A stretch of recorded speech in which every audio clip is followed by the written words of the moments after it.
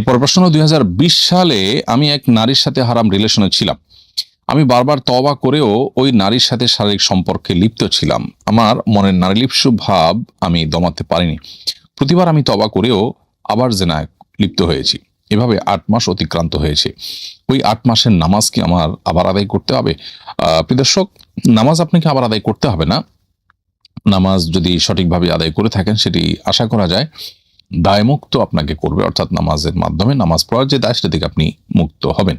কিন্তু আপনি যে হারাম সম্পর্কে বারবার লিপ্ত হয়েছেন সেজন্য আল্লাহর কাছে তওবায়ে নাসুহা করতে হবে, খাঁটি অন্তরে তওবা করতে হবে, নিজেকে ভর্ৎসনা করতে হবে, অনুতপ্ত হতে হবে, লজ্জিত হতে হবে এবং ভবিষ্যতে আর কখনো এই ধরনের গুনাহে লিপ্ত হবেন না সে মর্মে আপনাকে কঠোরভাবে সংকল্প করতে হবে এবং গুনাহের পরিবেশ থেকে ফিরে আসতে হবে। এটি হলো মূলত আপনার করণীয়। এরপর প্রশ্ন হলো সেজদার আয়াত অন্যরা শুনলে সেজদা ওয়াজিব হবে কিনা? উত্তর হলো হ্যাঁ, সেজদার আয়াত কোরআনে কারিমের যে তেলাওয়াতে সেজদা আছে সেটি যদি কেউ তেলাওয়াত করে তাহলে তার উপরে সেজদা দেওয়া যেমন ওয়াজিব হবে, এই তেলাওয়াতে সেজদা বা আয়াতে সেজদা এটা যদি কেউ শুনেন তাহলে শ্রোতা যিনি তার উপরেও কিন্তু আবশ্যক হবে। যদি শ্রোতা অনেক মানুষ হয়ে থাকে তাহলে সবার উপরেই আবশ্যক হবে সেজদা দেওয়া। এরপর প্রশ্ন হলো আমি নার্স, হিন্দু রোগীকে চিকিৎসা সেবা দেওয়ার পূর্বে কি বিসমিল্লাহ বলা যাবে? সন্দেহাতীতভাবে বলা যাবে। কে হিন্দু, কে মুসলিম বা কে অন্য ধর্মাবলম্বী সেটা গুরুত্বপূর্ণ বিষয় না। গুরুত্বপূর্ণ বিষয় হলো আপনি নিজে যে কাজটা করছেন সেই কাজটা আল্লাহর নাম নিয়ে করবেন, বিসমিল্লাহ বলে করবেন। অতএব তার সুফল যদি কোনো অমুসলিম পায় পাক, কিন্তু আপনি যে কোনো কাজ করবেন বিসমিল্লাহ বলে আল্লাহর নাম নিয়ে করবেন, সেটা হলো আপনার ডিউটি এবং আপনার কাজ, এবং এর মাধ্যমে আপনি সওয়াব পাবেন। এর মাধ্যমে যদি কারোর উপকার হয়ে যায় গেল, বিসমিল্লাহ বলার মাধ্যমে কল্যাণ হবে। কল্যাণ হয়ে গেল কোনো মুসলিমের কল্যাণ কামনা করা তো মৌলিকভাবে অন্যায্য বা দোষের কোনো বিষয় নয় শরীয়ত দৃষ্টিকোণ থেকে। এরপর প্রশ্ন হলো আমি না জেনে কবরে পেশাব করে ফেলেছি, আগে জানতাম না এখানে কবর আছে, পরে জেনেছি, আমার কি কোনো ক্ষতি হবে? এখন করণীয় কি? উত্তর হলো যে কবরস্থানে পেশাব করা অনুচিত। কবরস্থানে কবরবাসীর প্রতি সম্মান প্রদর্শন করা এটা আমাদের কর্তব্যের অংশ। অতএব মানুষ জীবিত অবস্থা যেরকম সম্মানিত, আল্লাহ বলেছেন আল্লাহ কাদ কাররামনা বানি আদম, আমি আদম সন্তানদেরকে মানুষকে সম্মানিত করেছি, ঠিক একইভাবে মৃত্যুর পরও কিন্তু আদম সন্তান বা মানুষ সম্মানের পাত্র।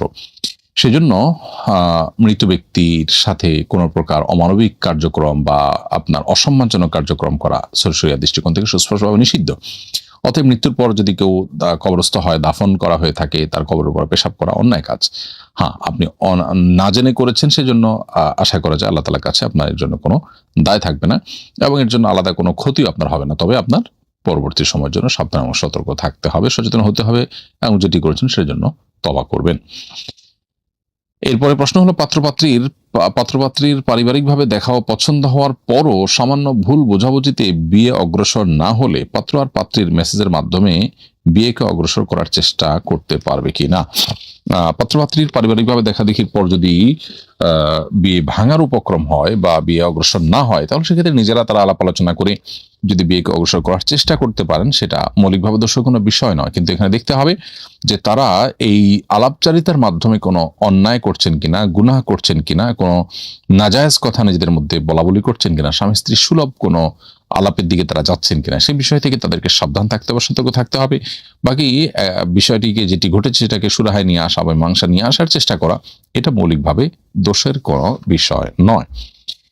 এরপরে প্রশ্ন হলো কবরস্থানের চারপাশে দেওয়াল টানার জন্য যদি কোনো অর্থ দান করি তাকে সাদেকা জারিয়ার অন্তর্ভুক্ত হবে?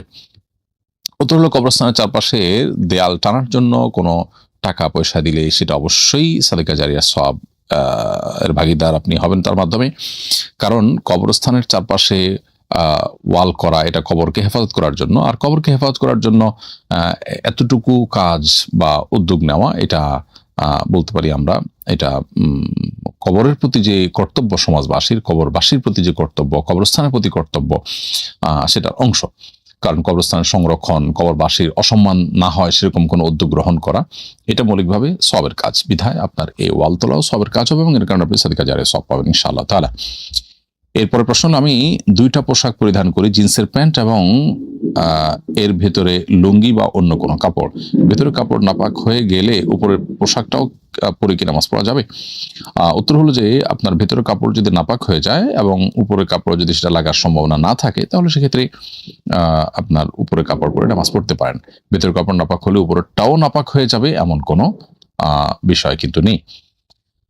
ধরুন সামান্য একটু পেশাবের ফোঁটা লেগেছে, তো এটা সাধারণত একটা কাপড় ভেদ করে আরেকটা কাপড়ে যে অনেক বেশি লাগবে সেটার সম্ভাবনা খুবই ক্ষীণ।